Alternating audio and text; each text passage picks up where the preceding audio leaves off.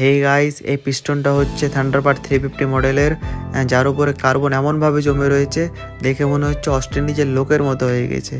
তার সঙ্গে সঙ্গে পিস্টন রিংগুলো যেগুলো রয়েছে সেগুলো চেঞ্জ করে নিতে হবে।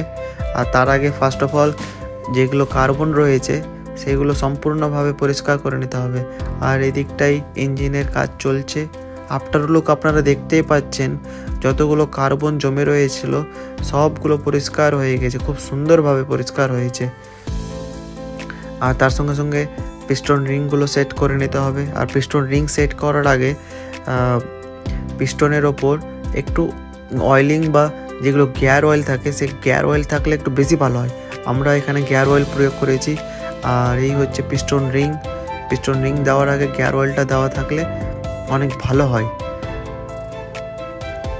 আর এই দিকটাই হচ্ছে পিস্টন অ্যাসেম্বলি, যেটা সিলিন্ডার রয়েছে তার উপরে যেগুলো প্যাকিংটা রয়েছে সিলিন্ডার প্যাকিং, সেটা সিলিন্ডার প্যাকিংটা পরিষ্কার করে নেওয়া হচ্ছে।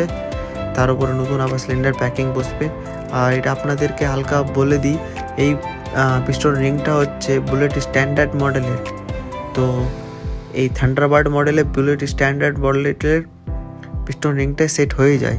তাই যেগুলো বুলেট স্ট্যান্ডার্ড মডেলের পিস্টন রিং রয়েছে আর থান্ডারবার্ড 350 মডেলের সেম পিস্টন রিং। আর এই ভিডিওটা আপনাদের ইনফরমেশান ভালো লেগে থাকলে प्लीज़ लाइक शेयर कमेंट और प्लीज़ फॉलो दिस पेज। तब तक मिलते हैं नेक्स्ट वीडियो में।